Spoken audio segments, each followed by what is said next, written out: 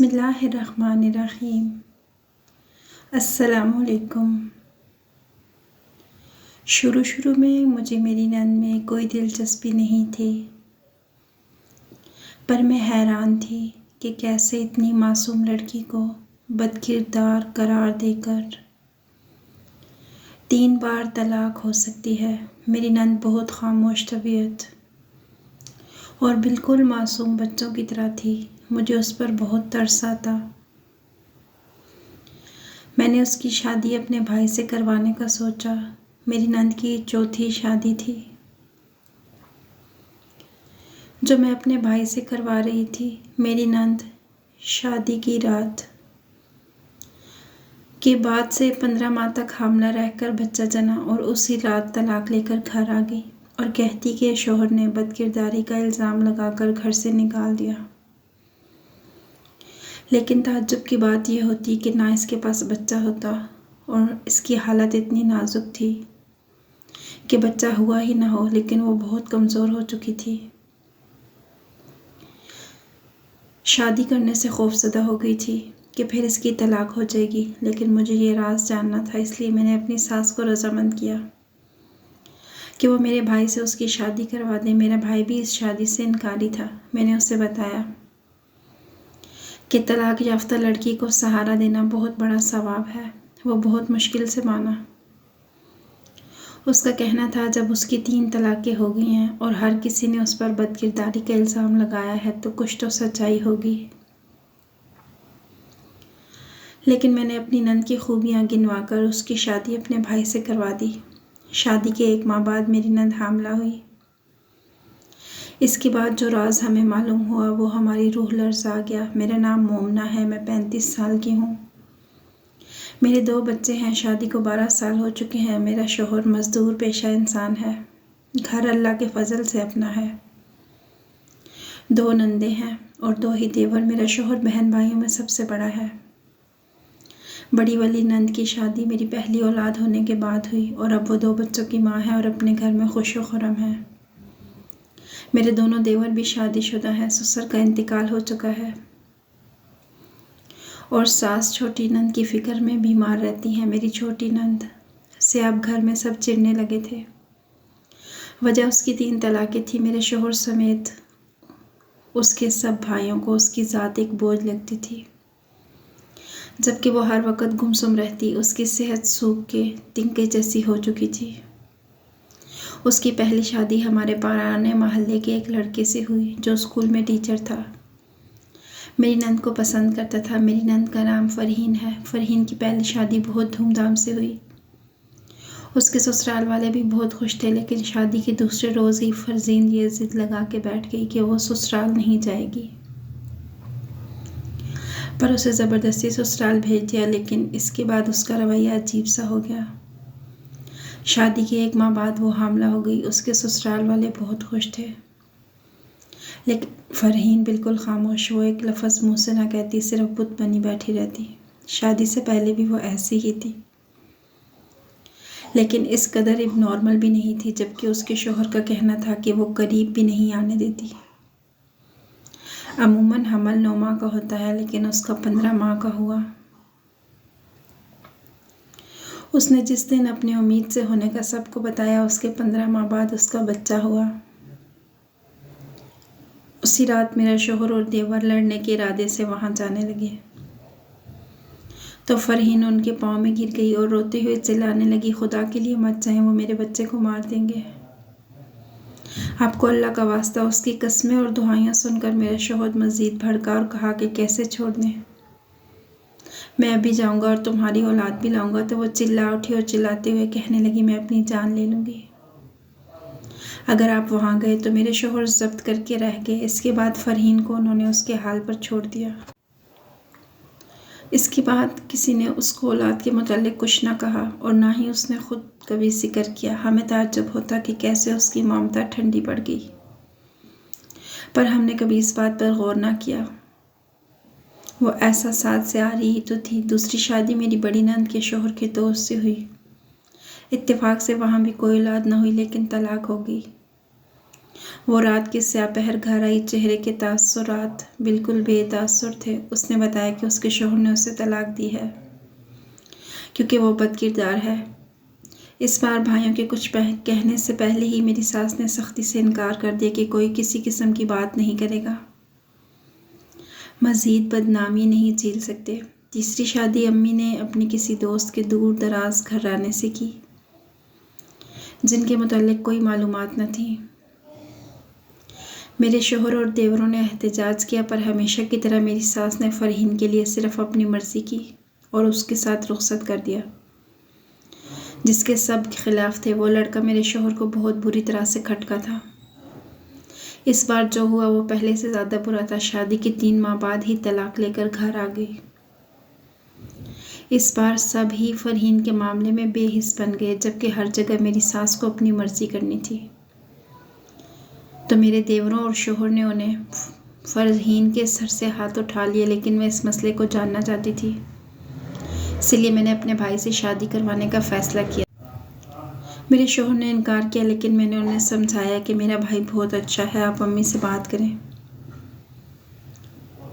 वरना ये बहन की बर्बादी पर रोज़े महशर आप क्या मुंह दिखाएंगे। मेरा कहना था कि मेरे शोहर के अंदर मरा हुआ एहसास एक पल में जी उठा। उन्होंने अम्मी से इस रिश्ते के मुतालिक बात की तो उनके चेहरे का रंग मुतगय्यर हो गया और उन्होंने मना कर दिया कि फरहीन की शादी नहीं करना चाहती। लेकिन इस पर मेरा शोहर फट पड़ा और अम्मी को कह दिया कि आप फरहीन के मामले में हर बार अपनी मर्ज़ी चलाती हैं, लेकिन अब बहुत हो गया। मेरी सास ने जब देखा कि मेरा शोहर आपे से बाहर हो गया तो वो घबरा गई। फिर उनकी एक ना चली। मेरे देवर भी मेरे शोहर की सपोर्ट में खड़े हो गए। मेरी सास को हामी भरनी पड़ी। अभी शादी को 1 महीना ही हुआ था जब मेरी नंद ने मेरे भाई के सामने कहा कि वो हामला है। मेरे भाई ने उसके मुंह पर ज़ोरदार थप्पड़ मारा और उसी वक्त मुझे फ़ोन करके बुलाया। इसके बाद जो बात मेरे भाई ने मुझे बोली वो मेरे औसान ख़ता कर गई। भाई ने मुझे कहा कि ये माँ बनने वाली है, जबकि मैंने अभी तक इसे छुआ भी नहीं। वो भी मेरी नंद को तलाक देने वाला था जब मैंने उससे रोक दिया। मैं अपनी नंद के करीब गई जो गुमसुम बैठी रो रही थी। मैं उसके पास बैठी उसे बगौर देखा। मेरी आंखें अचानक नम होने लगी। जो कभी उसे पलट कर देखना पसंद नहीं करती थी, वो हमारे लिए बदनामी का दाग थी। आज मुझे उस पर टूट कर तरस आया। वो चेहरे से बरसों की मरीज़ा लग रही थी। मैंने उसे मोहब्बत से पुकारा और पूछा, अभी बच्चा कैसे हो सकता है? अभी तो नई शादी की शुरुआत ही नहीं हुई। लेकिन वो मेरे कहने पर तेज़ी से नफ़े में सर हिलाने लगी और कहा कि ये बच्चा चचा शाहिद का है। मैंने बेख्तियार मुंह पर हाथ रख लिया। पीछे खड़े मेरे भाई का सब्र टूटने लगा। वो उसे मारने आगे बढ़ने ही लगा था कि मैंने रोक दिया। चचा शाहिद कौन? मुझे वो हवासों में नहीं लग रही थी। हवासों में तो वो पहले भी नहीं होती थी, लेकिन अब उसका ये रवैया बहुत ज़्यादा एबनॉर्मल था। पुराने मोहल्ले वाले किशमिश मेरी दोस्त के अब्बू वो राजदारी से बोल रही थी, जबकि इस बार मेरा भाई भी ठटका था। मैंने बेयकीनी से उसे देखा। मुझे याद आ गया वो किस चचा शाहिद की बात कर रही है, जो पुराने मोहल्ले में हमारे पड़ोसी थे। लेकिन ये चचा शाहिद का बच्चा कैसे हो सकता है? फरहीन, तुम्हारी शादी तो मेरे भाई से हुई है ना? मैंने उसकी गाल पे हाथ रखते हुए समझाया तो वह हाथ झटक के बोली कि मैं बदकिरदार हूँ, मुझे तलाक चाहिए,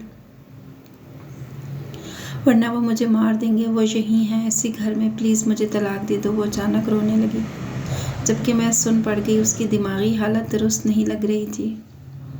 मेरा भाई भी बेयकीनी से मुझे देख रहा था जब वो रोने लगी कि मुझे तलाक दे दो, वरना वो मुझे मार देगा। वो यहीं है। मेरा सांस लेना मुश्किल हो गया। मैं वहाँ से फ़ौरन उठकर बाहर निकल आई। परेशान तो मेरा भाई भी हो गया था, इसलिए मेरे साथ बाहर निकल आया। मैं मुंह पर हाथ रखे रोने लगी। कुछ तो पोशीदा था, कुछ तो छुपाया गया था। मैंने वहीं खड़े खड़े एक फ़ैसला किया। अपने भाई के साथ फरहीन के पहले ससुराल गई, जहाँ दरवाज़ा उसके पहले शोहर की दूसरी बीवी ने खोला। इत्तेफाक से वो टीचर घर पर ही मौजूद था। वो मुझे बखूबी पहचान गया, इसलिए ड्राइंग रूम में बिठाया। मुझे चाय का पूछा तो मैंने इनकार कर दिया। जब उन्होंने मेरे आने की वजह दरियाफ्त की तो मैंने पूछा कि मेरी नंद को बदकिरदारी का इल्ज़ाम लगाकर तलाक क्यों दी। ऐसी कौन सी हरकत की थी उसने। मेरे सवाल पर वो ठिठक गया और मुझसे बोला, अपना जुमला दुरुस्त करें। मैंने तलाक नहीं दी, मुझसे ज़बरदस्ती तलाक ली है। उसकी बात पर मैं चौंक गई और उसे मुकम्मल बात बताने को कहा तो वो जैसे जैसे बताता गया मेरा वजूद पत्थर का लगने लगा। वो कह रहा था कि मेरी नंद उसके करीब आते ही रोने लगती, वो उससे शदीद खौफज़दा रहती। इसके अलावा वो अपने देवर और जेठ से भी डरती थी। जब वो उसके करीब जाने लगता तो वो खौफज़दा होकर रोने लगती और ख़ुद को नोचने लगती।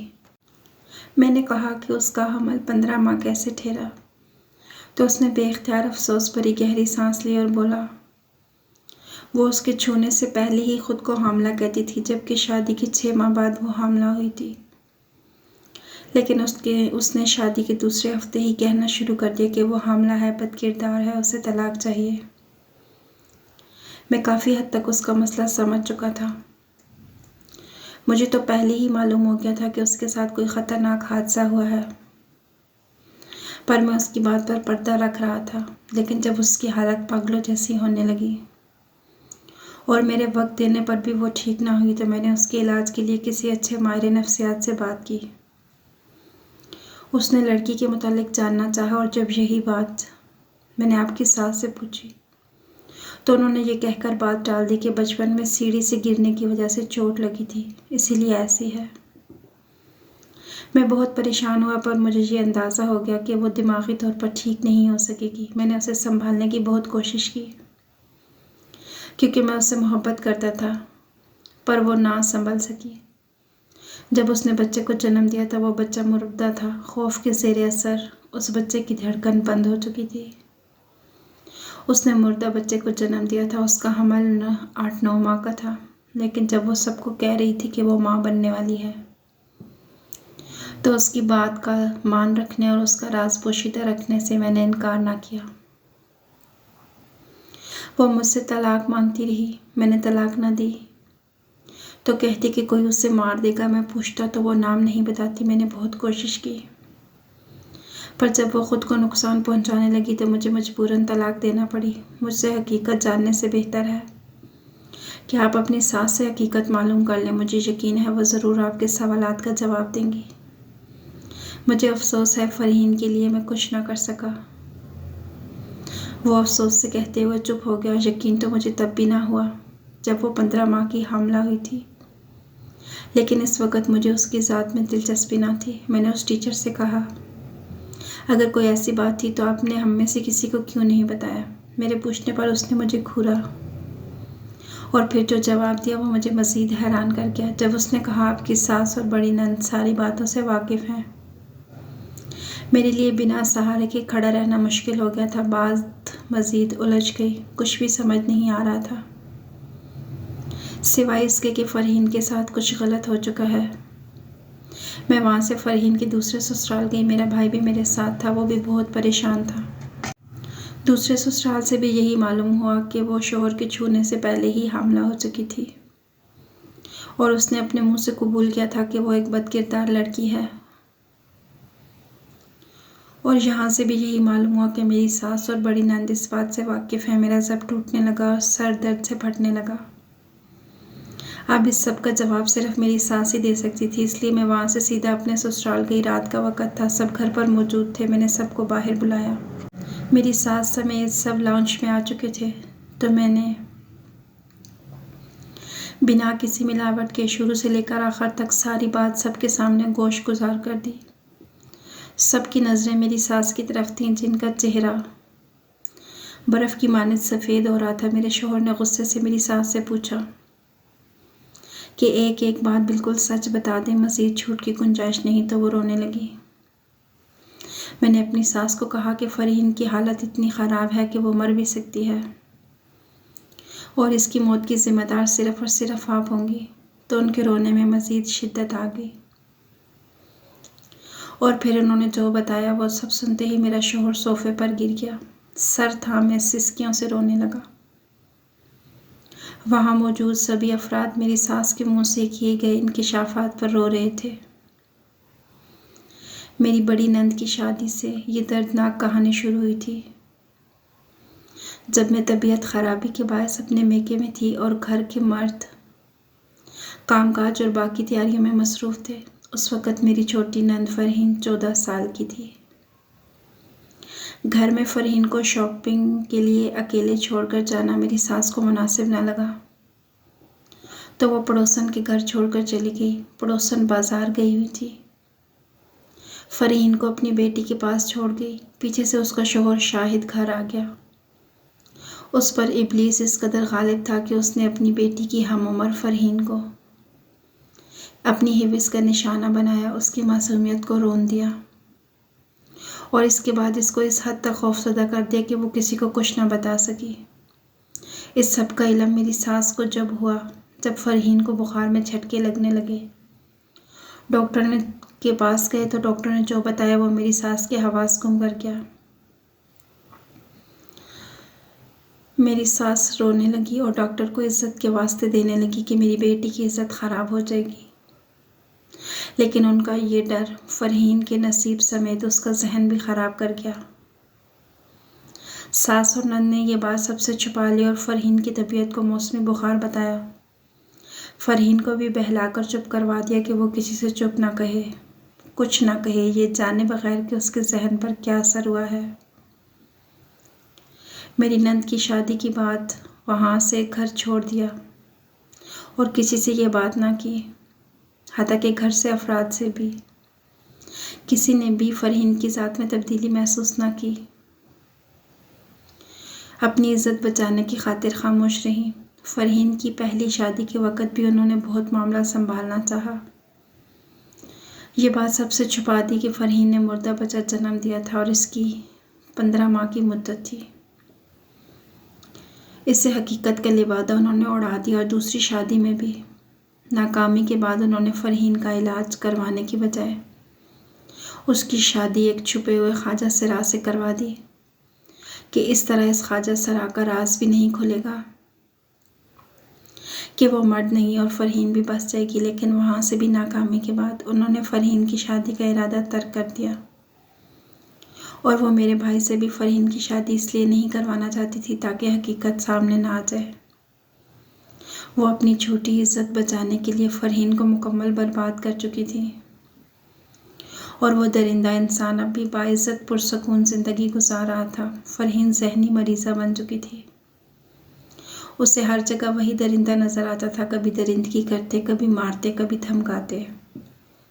मेरी सास को ये सब बताते हुए सीरियस हार्ट अटैक आया था। वो सीरियस हालत में थी। बड़ी नंद मिलने आई तो मेरे शौहर और देवर ने उसे घर से निकाल दिया, जिसने अपने आप की नाम नेहाद इज़्ज़त का भरम रखने के लिए छोटी बहन को खो दिया था। इस वाक़ये को 3 माह हो चुके हैं। मेरी सास की तबीयत अब बहुत बेहतर है। वो घर पर हैं, सब उनसे खफा हैं। मेरी बड़ी नंद से कोई नहीं मिलता। फ़रहीन की हकीकत जानने के बाद उसके भाइयों ने फ़रहीन को दिलो जान से माफ़ कर दिया और मेरे भाई ने उसे कबूल कर लिया। अब उसका इलाज जारी है, जबकि इज़्ज़त की परवाह किए बगैर मेरे शौहर ने शाहिद पर केस किया है, जो हमारी तरफ से बहुत मजबूत है और फैसला न आने तक चचा शाहिद को हिरासत में रखा गया है, क्योंकि उनके ख़िलाफ़ गवाही देने वाली उनकी अपनी बेटी थी, जो ख़ुद उस वाक़ये की गवाह थी, लेकिन खौफ से अब तक खामोश थी। शादी के बाद अपने ज़मीर का बोझ हल्का करने के लिए उसने अपने बाप के ख़िलाफ़ बयान दिया। फ़रहीन का इलाज शुरू हो गया है और डॉक्टर्स ने बड़ी उम्मीद दिलाई है कि वो जल्द ठीक हो जाएगी। प्यारे लोगों, आज का दौर किसी पर भरोसा करने का नहीं है, ख़ासकर बेटी ज़ात के मामले में। आजकल लोग नेक लिबादा ओढ़े इंसानी रूप में दरिंदे बने बैठे हैं।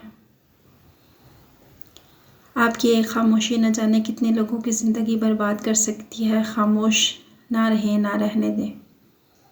इज़्ज़त उसकी गई जिसने इंसानियत का नाम डुबोया। चुप रहना भी एक जुल्म है, एहतियात करें। जज़ाकुमुल्लाहु खैरन कसीरा।